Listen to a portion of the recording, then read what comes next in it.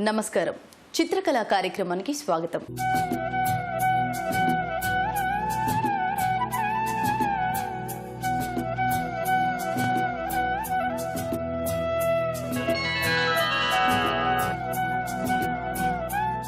ఈ రోజు చిత్రకళ కార్యక్రమం ఎక్కడికి వచ్చేసిందో తెలుసా?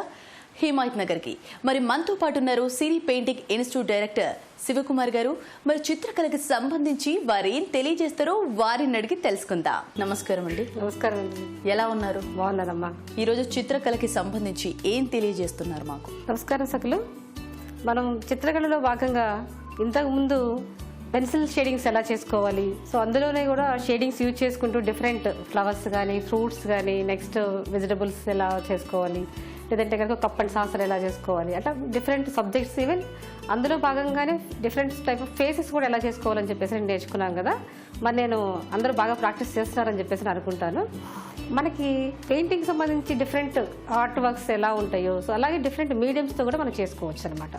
అందులోనే భాగంగా మనం లాస్ట్ టైం పెన్సిల్ షేడింగ్స్ ఒకటైతే నెక్స్ట్ వచ్చేసేటప్పటికి కలర్ పెన్సిల్స్తో చేసుకోవచ్చు వర్క్స్, కొన్ని వాటర్ కలర్స్తో చేసుకోవచ్చు, నెక్స్ట్ ఆయిల్ పెయింటింగ్ కానీ యాక్రిలిక్ పెయింటింగ్ కానీ ఇలా డిఫరెంట్ కైండ్ ఆఫ్ మెటీరియల్తో మనం చేసుకోవచ్చు అనమాట. డిఫరెంట్ మీడియంస్ యూజ్ చేసుకుంటూ చేయొచ్చు. ఓకే. అందులో భాగంగా ఇప్పుడు దాకా మనం బ్లాక్ అండ్ వైట్లోనే ఉన్నాము. సో బ్లాక్ అండ్ వైట్ నుంచి కొంచెం చేంజ్తో మనం వాటర్ కలర్స్ టెక్నిక్స్ ఎలా చేసుకోవాలో మనం నేర్చుకుందాం ఈరోజు. సో స్టార్ట్ చేద్దామండి. ముందు మనం ఏదైతే మీడియం ఎన్నుకున్నామో వాటర్ కలర్స్ చేయాలని చెప్పేసి అనుకుంటే ఏదైనా సరే బేసిక్ వచ్చేసేటప్పటికి కలర్స్ వచ్చేసేసి ముందు మనం కలర్స్ గురించి తెచ్చుకుందాం. సో కలరింగ్లో భాగంగా మనం డిఫరెంట్ మెటీరియల్స్తో చేద్దామని చెప్పేసి అనుకున్నాం కదా. అలాగే ఇప్పుడు ఈరోజు మనం కలర్ పెన్సిల్స్తో ఎలా మనం డ్రాయింగ్ చేసుకోవచ్చో నేర్చుకుందాము.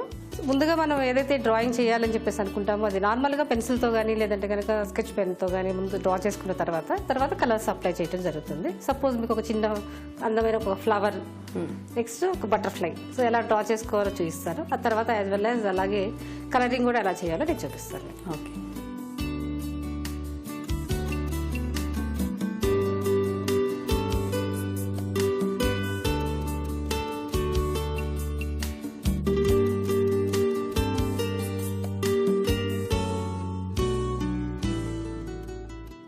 సో ముందుగా మనం ఒక ఫ్లవర్ డ్రా చేసుకోవాలనుకున్నప్పుడు సెంటర్ సర్కిల్ డ్రా చేసుకొని దానికి చుట్టూరు పెటల్స్ డ్రా చేసుకోవచ్చు.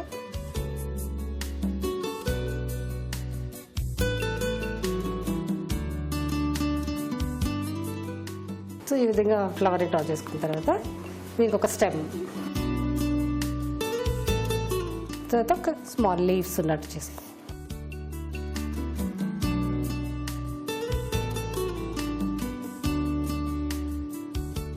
మనం అంతకుముందు ఆల్రెడీ లైన్స్ అవన్నీ ఈజీగా ప్రాక్టీస్ చేసుకున్నాం కాబట్టి కవ్ లైన్స్ కానీ లేదంటే కనుక ఈ వర్టికల్ లైన్స్ కానీ లేదంటే రౌండిష్ కానీ ఈ బేస్ చేసుకొని ఆ లైన్స్ మీద ఫాలో అవుతూ మనం డ్రా చేసుకోవచ్చు.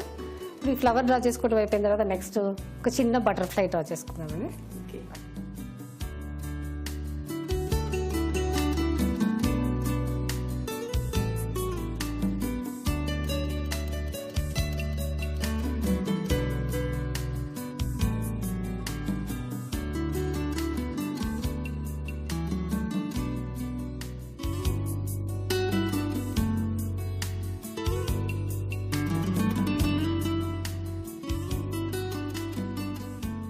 జస్ట్ బటర్ఫ్లై షేప్ అది డ్రా చేసుకున్న తర్వాత నెక్స్ట్ ఇప్పుడు మనం అనుకున్న డ్రాయింగ్ కంప్లీట్ అయిపోయింది. ఇప్పుడు మనం కలరింగ్ అది ఎలా చేయాలో చూస్తాం.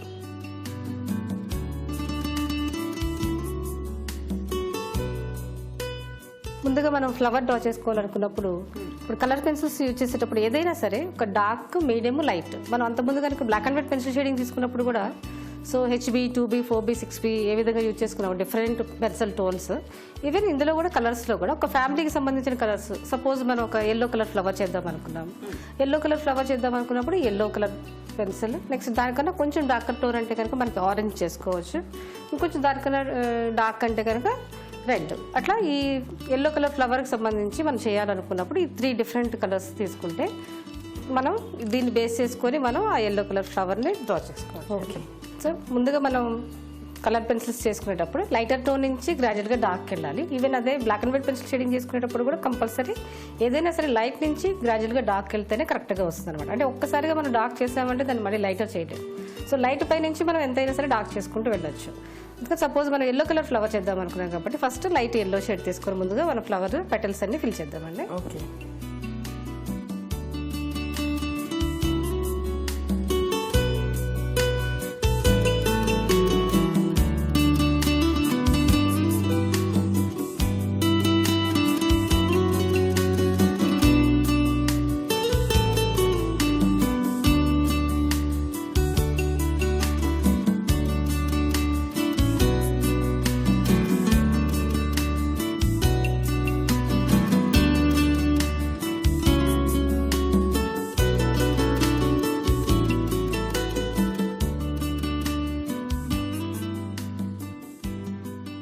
మనం ఫిల్ చేసుకునేటప్పుడు కూడా ఏంటంటే ఆ పెటల్ డైరెక్షన్ ఏ విధంగా ఉంటుందో ఆ డైరెక్షన్లోనే యూజ్ చేసుకుంటూనే మనం ఈ పెన్సిల్ స్ట్రోక్స్ కూడా డైరెక్షన్స్ అనేవి చేంజ్ చేసుకుంటూ వస్తాము. So next first of all ఈ ఎల్లో కలర్ ఫిల్అప్ చేసుకున్న తర్వాత లైటర్ టోన్, నెక్స్ట్ దానికన్నా కొంచెం డార్కర్ టోన్ అంటే కనుక కొంచెం ఆరెంజ్ తీసుకోవచ్చు. ఈ ఆరెంజ్ వచ్చేసేటప్పటికి ఏంటంటే ఎక్కడైతే కొంచెం ఫ్లవర్కి డార్క్నెస్ ఉంటుందో ఆ ప్లేస్లోనే కొంచెం అప్లై చేసుకుంటే సరిపోతుంది. ఓకే.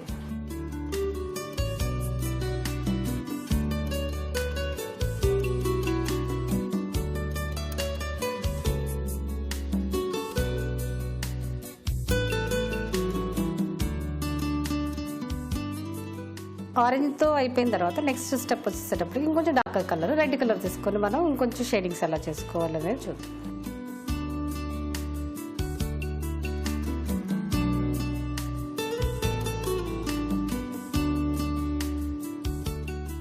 సో ఈ విధంగా మనం ఎల్లో ఆరెంజ్ రెడ్తో ఫ్లవర్ పెటల్స్ అన్ని ఫిల్అప్ చేసుకున్న తర్వాత అంటే మళ్ళీ మధ్యలో కూడా కొంచెం మనం ఎల్లో షేడే చేస్తే ఏంటంటే అందులో కలర్స్ పోయినట్టు ఉంటుంది.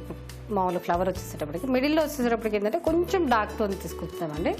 ఇందులో వచ్చేసేటప్పటికి డార్క్ టోన్ అంటే కొంచెం బ్రౌన్, కొంచెం డార్క్ రెడ్, కొంచెం బ్లాక్ టోన్ అనేది యూజ్ చేసుకుంటే ఇంకొంచెం డార్కెస్ట్ వస్తుంది అనమాట.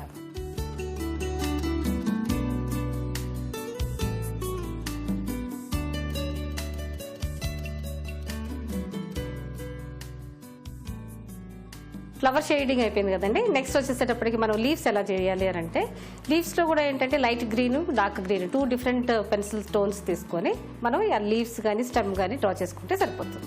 ఓకే.